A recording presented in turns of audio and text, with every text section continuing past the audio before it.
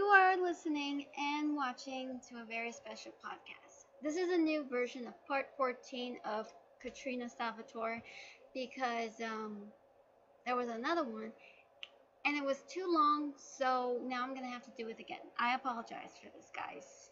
Ugh, can't even do more than just more minutes. Sorry about that. But, anyways, enjoy. And prepare because Katrina is going to defy gravity. You'll see why. Searching all around. Where the heck could the wife and the children be? They managed to split up and try their best to find out where.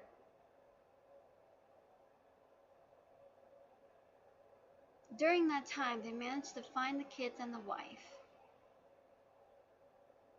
and managed to get them to safety. But during that time, Helda, one of the fragile children, one of the most strongest ones that was on Maggie's team, timidly confronted Katrina. She was getting all upset and angry and also confused. Katrina was so confused about this. Helda actually attacked her in confusion, and Katrina forced her back with her telekinesis. Ashamed of herself, Katrina ran inside of a building and shut the door. She was so frustrated and so guilty for what she did. She had to get out of there before accusations and punishment came. Then she found an upstairs of the building, and she went up. There was a wonderful room, beautifully lit up by the sunshine rays. She looked out this big window. Oh wow, it's so beautiful, Katrina thought. I've forgotten how beautiful life is. So gorgeous. I knew I'd find you here, a voice said. Katrina turned around. She couldn't believe it. It's Yukino, from Sabretooth. Hey, I know you. You're from Sabretooth. That's right. My name is Yukino. Katrina Salvatore, is it? She said. She didn't look too happy. She sounded pretty strict when she said, Katrina, why did you have to go and hurt her? She's our friend. She's really confused and you don't really know anything about her. I really hope you're happy for what you did. I hope it made your satisfaction guaranteed. And I hope you think you're so clever of yourself for being such a reckless being. Yukino said. Katrina got upset. So you're going to accuse me, just because I was confused. I didn't know what the hell was going on inside of her head. You don't have to accuse me. What, is Sabretooth making you so tamed of your own claws, but instead your teeth have gotten sharper, your fangs? You know, I'm sure you're one of the most chastised of the group, since you're nothing like the fairy tale girls. All they do is model for bikinis, try to look sexy. You may be sexy, but at the same time, you're nothing so much more than a harlot, Katrina said. You don't know me, Yukino said, embarrassed, and you don't know me. You have no idea how hard it is for me. Then they both said at the same time, you wouldn't even know me if you at least tried. Then they turned their backs on each other and crossed their arms at the same time. Yukino felt bad, even Katrina. They both apologized to each other. Yukino offered her to come with them. I mean, just say you're sorry. You can still be with your sister. I mean, that is what you want, right? Yukino asked. Katrina thought for a moment. She nodded. Yeah, I know. But I don't want it, Katrina said. Huh? Yukino said. No, I don't want it. Not anymore. Then she said, I don't know why, Yukino. I don't feel the same thing as I usually do about something morally. People just want to use me and want me to take control of things. I am not going to help them take control in anything. It's too late for me to turn back on what I've achieved. It's time for me to just use my powers and fly away. Fly away. I'm gonna let things go and I'm going to get stronger. I'll be invincible. I'll be like a firework in the sky. I'll make people wow at me. Nobody is ever going to put me through pain again. Katrina said. Yukino was a little bit worried. Maybe you should come with me. I believe what you're saying is delusional, and perhaps maybe I can help you with that, Yukino said, as she was trying to talk to her, convince her that she was crazy. Katrina spun around and looked at her right in the eyes. No. I'm through with people telling me that I'm crazy. Maybe I can't, change the past, but I can change what I can do now. Then she bowed her head a little and said, I'll buy into the concept by repressing myself out of the sake of love. I mean, my dad should have loved me. Then she stamped her foot and said, well, you know what?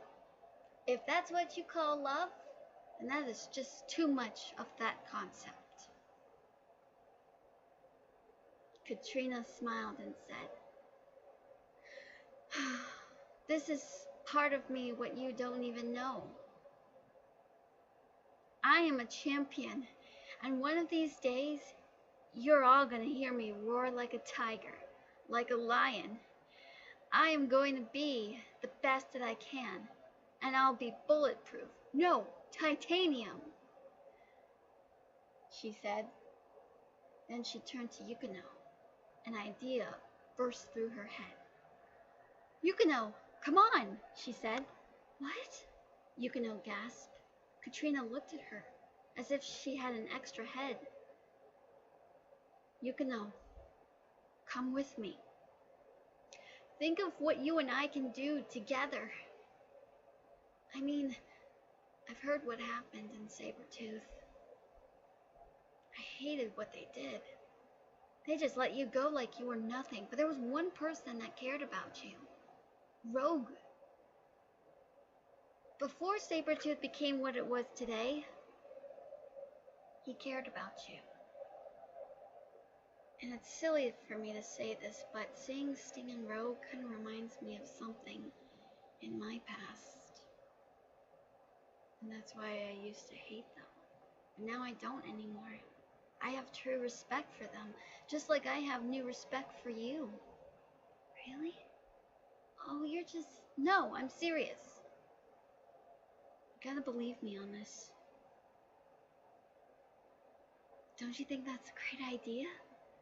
Katrina asked. Yes, it sounds wonderful, Yukino said. Yeah, I know, right? The two girls began to laugh and dance around happily. But during that time, Katrina just let go of Yukino's hand and spun around, and then she reached the door, unlocked it, and opened it. And she looked out to see birds flying above in the sky. Free as a bird, Katrina said. She was about to leave the window, but then she turned to Yukino, beckoning her. Well, are you coming? She asked. Yukino thought for a moment. She shook her head and said to her, I really hope this satisfies you. I'm satisfied where I am. Sabretooth has really treated me better. But I hope you're happy for making this choice. You too. Sabretooth has really changed. I never really trusted them at first, but now I do. I think they're a great team, and it's all thanks to Fairy Tale, Katrina said. The two girls were so tearful that they gave each other a hug and bid farewell. Then Yukino pretended to hear something and escorted Katrina out of the window. Katrina waved goodbye to her, saying that they will meet again, and Yukino promised on that. As Katrina flew out the window, she felt free as a bird. But then she heard something. Trouble was ahead. Deimos, Falcone, and the others were holding Lucy and the rest of them hostage. Katrina had to do something, and she did. Then she let out a cry and said, "Leave them alone!" Everyone looked up, shocked to see her. Katrina levitated as she said, "They had nothing to do with this." "It's me you want. I'm the one you want. Take me instead," she shouted. Everyone gasped. Some people called out her name. But Katrina shouted, "Take me!" Then she levitated up in the air, and then she said, "So, if you care to find me, look to the western sky," she said, holding up her finger and her thumb out and making the fairy tale sign. She laughed and said, "Right? Am I right?" Then she gestured over to Marina and said, "As someone once told me, everyone deserves a chance to fly." She began rambling and saying such things and putting down Deimos Falcone. And then she spun around happily, saying how she's free and she's so happy. If I'm flying alone, if Yukino decides to stay behind and in return in my choice, I get the freedom I've ever wanted. And then she pointed over and said, "To those who've doubted me for what I cannot do, I will tell them how much I have achieved." And then she pointed over to Deimos and said, "And nobody, not even Deimos Falcone, is ever going to bring me down."